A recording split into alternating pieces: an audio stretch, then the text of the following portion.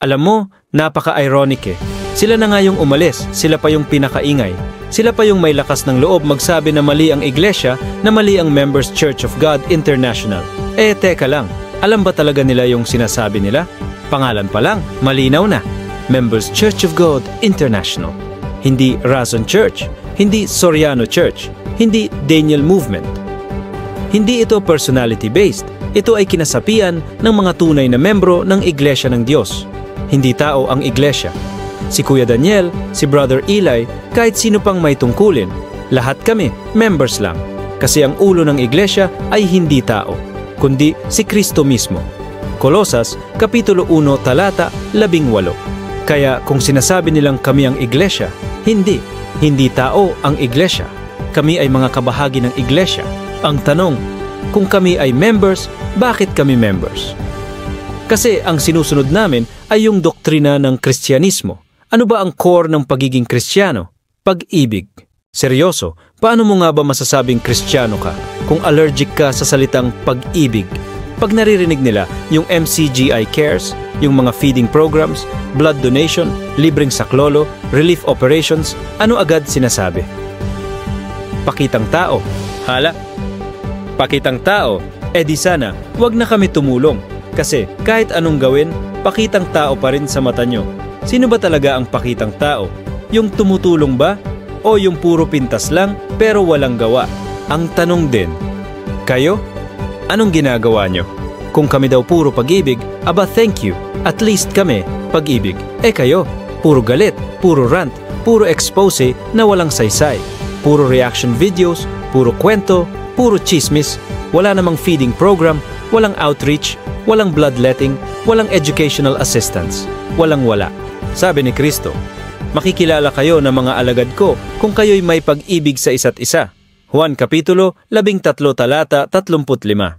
Kung ang laman ng bibig mo ay galit, paninira at kahihila ng tao, aba, hindi ka alagad. Sorry to say, pero yan ang sabi ng Panginoon, hindi ko gawa-gawa. At oo, tama kayo, puro kami pag-ibig. Kasi yan ang sabi ng Biblia. Unang Korinto, Kapitulo 13. Faith, hope, love, at ang pinakadakila ay love. Pag-ibig. Teka, wag mong sabihin gasgas yan. Kasi kung gasgas sa'yo ang pag-ibig, ibig sabihin wala ka na nun.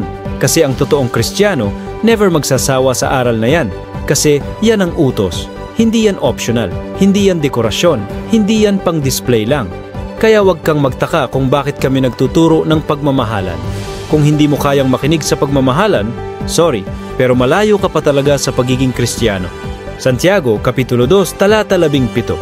Ang pananampalatayang walang gawa ay patay. Kaya kung wala kang gawa kundi paninira, sorry, pero patay ang pananampalataya mo.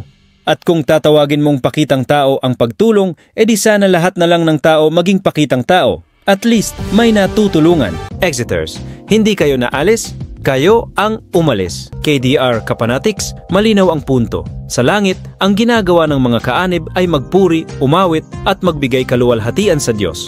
Hindi individual, sama-sama. Kaya habang nandito tayo, yun ang tungkulin. Magpuri, magkaisa, at maglingkod. Pero anong nangyari? Marami naging makalaman, panglupa na lang iniisip, na demonyo sa sistema, pera, reklamo, pero maliwanag ang utos ng Diyos. Awit Kapitulo 100, Talata 4. Kayo'y magsipasok sa kanyang mga pintuan na may pagpapasalamat at sa kanyang mga looban na may pagpupuri. Mangagpasalamat kayo sa kanya at purihin ninyo ang kanyang pangalan. Saan na kayo magpapasalamat? Hindi pwedeng solo. Dapat nasa samahan kasi ang Diyos hindi Diyos ng kaguluhan. Unang Korinto Kapitulo 14, Talata 33. Sapagkat ang Diyos ay hindi Diyos ng kaguluhan, kundi ng kapayapaan, gaya sa lahat ng mga iglesia ng mga banal. Kaya kung wala ka sa tunay na iglesia, saan ka magpupuri? Sa sariling grupo? Sa kalsada? Sa live stream? Hindi ganyan ang sistema ng Diyos. Tapos reklamo kayo, kesyo abuloy, kesyo puro daw pag-ibig, malinaw ang utos. Juan Kapitulo 13, Talata 34. Isang bagong utos ang ibinibigay ko sa inyo na kayo'y mga gibigan sa isa't isa, na kung paanong iniibig ko kayo ay mga gibigan naman kayo sa isa't isa. At kung abuloy ang problema, simple lang. Ikalawang Korinto, Kapitulo 9, Talata 7. Ang bawat isa'y magbigay ayon sa ipinasiya ng kanyang puso, hindi mabigat sa loob ni sa kinakailangan, sapagkat iniibig ng Diyos ang nagbibigay na masaya. Kung labag sa loob mo, huwag kang magbigay. Walang sapilitan. Pero ang problema, hindi lang pera. Puso ang tunay na issue. Sakto sa inyo ang sabi sa Juan Kapitulo 6 talata 66, mula nooy marami sa kanyang mga alagad ay nagsitalikod at hindi na nagsisama sa kanya. Kayo ang umalis, hindi kayo inalis. At tanong, sumama ba sa inyo ang Diyos? Mateo Kapitulo 12 talata 30, ang hindi sumasa akin ay laban sa akin, at ang hindi nag-iipon na kasama ko ay nagkakalat. Klaro, ang Diyos hindi Diyos ng watak-watak. At kung iniisip ninyong sa pag-alis nyo, sumama ang Diyos, nagkakamali kayo. Ikalawang Korinto Kapitulo 4 talata 4, na binulag ng Diyos ng sanlibutang ito ang mga pag-iisip ng mga hindi nagsisisampalataya upang huwag silang maliwanagan ng kaliwanagan ng Ebanghelyo ng kaluwalhatian ni Kristo, na siyang larawan ng Diyos. Bottom line, kung ayaw mong magpuri, kung ayaw mong magkaisa, huwag mo nang sabihing sumasa iyo ang Diyos. Ang Diyos, hindi siya Diyos ng Exeters. Siya ang Diyos ng mga tapat, nagmamahal, at tunay na nagpupuri. Sige nga, kung tunay kayong mas matuwid, nasaan ang programa nyo? Patingin nga ng bloodletting nyo. Patingin nga ng feeding program nyo. Patingin nga ng medical missions nyo. Patingin nga ng free education assistance nyo. Wala? Ouch! Kaya simple lang ang tanong. Kung allergic ka sa pag-ibig, allergic ka rin kay Kristo. Kasi ang Diyos ay pag-ibig.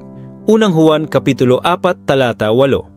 Diba, Exeter sila? Hindi ba nila alam na ang mga kaanib lang sa MCGI ay mga nakikiisa sa Iglesia ng Diyos?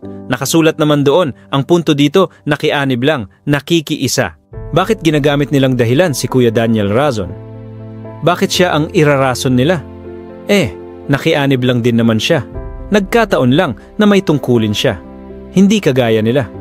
Ang problema kasi nila, yung may mataas na tungkulin. Yun ang pinupuntirya nila. Ano bang gusto nila? Patay na si Brother L.A. Soriano. Sino ngayon ang uupo? Sino ang magpapatuloy? Natural, yung may natitirang tungkulin. Kasi sino ba talaga ang may problema? Sila. Sila ang may reklamo. Hindi si Brother Daniel ang may reklamo sa kanila. Simula't simula pa lang, sila talaga ang may problema. Sa puso nila, may something, may hindi tama. Kaya sila ang unang nag-complain, hindi si Kuya Daniel. So ang punto dito, bakit nila tinitingnan at kino-question yung isang kaanib na may tungkulin para lang i-justify ang pag-alis nila sa samahan? Hindi naman ito iglesia na tinayo ni Brother Eli o ni Brother Daniel. Tinayo ito ng ating Panginoong Hesukristo sa pamamagitan ng Diyos. Ang mga kaanib, nakikiisa lang, nakikisama, nakikibahagi, nakikiisa kay Brother Daniel kasi ang pinagbabasihan dito ay ang doktrina ni Kristo at ang mabubuting gawa ng samahan. Kaya nga, nagbubunga ang organisasyon. Kita mo naman, may MCGI Cares, hayag ang mabubuting gawa para sa kapurihan ng iglesia at ng Diyos. Nagbunga. Anong ibig sabihin ng nagbunga? Literal, maraming nagpapabautismo buwan-buwan. Maraming nagpapadoktrina dahil sa mga gawaing ito. Kaya nga may MCGI Cares, kaya may AVP, Audio-Video Presentations. Para ano? Para maipahayag sa buong mundo, para makita, marinig at maunawaan, at sa huli, para sila ay makiisa. At marami ang magpupuri sa Diyos at hayag yan, maraming umaanib. Hindi ito pakitang tao, ilaw to, at ang ilaw inilalagay sa ibabaw, hindi sa ilalim ng takalan, para magliwanag at magsilbing gabay sa mga gustong makiisa at sumama sa iglesia ng Diyos. Pero sila, as nag-exit na, ano ginawa nila?